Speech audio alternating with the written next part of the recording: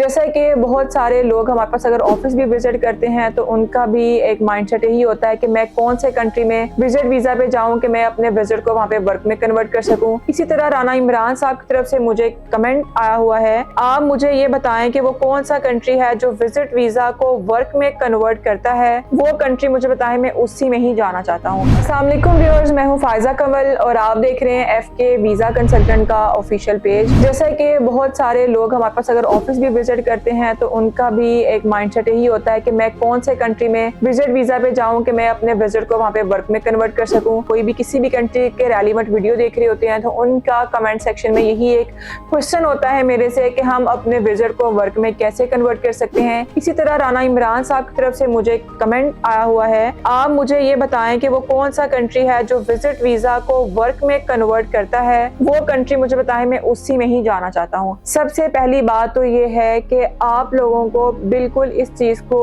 अपने जहनों में क्लियर करने की जरूरत है कि आपको विजिट वीजा पे कोई भी कंट्री सबसे पहले तो वर्क अलाउ नहीं करता है और ना ही हम आपको इसके बारे में कोई गाइडलाइन देते हैं। जो भी कंसल्टेंट, जो भी एजेंट अगर आपको ये कह के भेजता है कि विजिट पे रहते हुए आप काम कर सकते हैं, वो आपका लीगली होगा, आपको डिपोर्ट नहीं किया जाएगा, आप पकड़े नहीं जाएंगे, तो ऐसा बिल्कुल भी नहीं है। आपको पता होगा कि आपने बहुत सारी ऐसी एग्जाम्पल देखी होंगी, ऐसी न्यूज देखी होंगी जिसमें जो लोग इलीगल थे, वहां पे इलीगल काम कर रहे थे, उनको डिपोर्ट कर दिया गया, उनको निकाल दिया गया। तो इस तरह से कभी भी आपने ये स्टेप बिल्कुल भी नहीं लेना है। हमने क्या करना होता है कि हमने स्टेप बाय स्टेप चलना होता है। जब हम चीजों को स्टेप बाय स्टेप लेके चलते हैं तो चीजें हमारे लिए कभी भी मुश्किल नहीं होती हैं। हम पाकिस्तान में बात कर लें, एक बच्चा अगर जो है वो FSC में है, हम कह रहे हैं कि वो FSC के पेपर्स ना दे, वो डायरेक्ट ही जो है वो आगे सेकंड ईयर में, थर्ड ईयर में चला जाए, तो ऐसा कभी भी नहीं हो सकता। तो इसी तरह ये भी चीजें हैं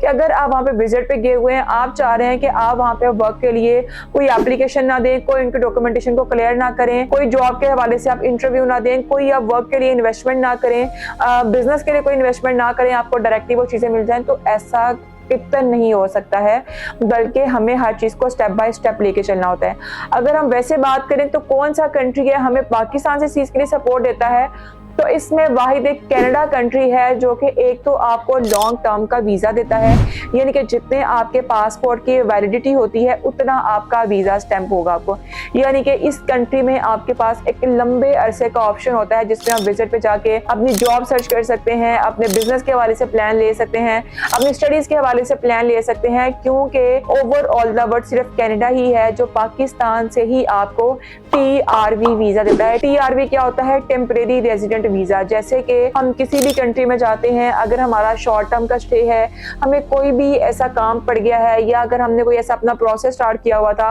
उसके लिए हमें लंबा अरसा वहाँ पे स्टे करने की जरूरत है, तो उसके लिए आपको वहाँ पे जाके TRC अप्लाई करना पड़ता है, टेम्परेरी रेजिडेंट कार्ड अप्लाई करना पड़ता है। तो इसी तरह कनाडा का एक प्लस पॉइंट ये है कि आपको पाकिस्तान से ही TRV वीजा देगा, या टेम्परेरी रेजिडेंट वीजा आपको ऑलरेडी देगा। तो कनाडा का एक प्लस पॉइंट ये भी है कि कनाडा आपको डिपोर्ट नहीं करता है, आपको निकालता नहीं है। तो इसलिए इस कंट्री में आपके पास ऑप्शन होता है कि आप वहां पे विजिट पे रहते हुए सर्च कर सकते हैं वर्क के हवाले से, जॉब के हवाले से, अपने एक्सपीरियंस के हवाले से, अपने इंटरेस्ट के हवाले से, अपनी स्किल के हवाले से कि आगे से आगे चीजों को कन्वर्ट कैसे करना है। तो जब हम चीजों को एक लीगल वे में स्टेप बाय स्टेप लेके चलते हैं तो चीजें हमारे लिए बिल्कुल आसान रहती हैं। आप विजिट पे गए हैं, वहाँ पे वर्क के लिए एप्लीकेशन दें, TRC के लिए एप्लीकेशन दें, उसके बाद जो उन्होंने एक टाइम दिया हुआ है 2 साल का, 3 साल का, उस दौरान अपनी कोई भी इलीगल एक्टिविटी ना करें, कोई ऐसा काम ना करें जिससे आपको लगे कि आपकी PR डिले हो सकती है। तो आपको अगर आप एक लीगल वे में चलते रहेंगे, वही PR आपको 2 या 3 साल के बाद भी मिल जाती है, बजाय से कि आपको 5, 7, 10 साल उसके लिए वेट करना पड़े। तो अगर आप भी ऐसा कंट्री देख रहे हैं जिसमें आपको लगे कि अपने विजिट को आप वर्क में कन्वर्ट कर सकते हैं,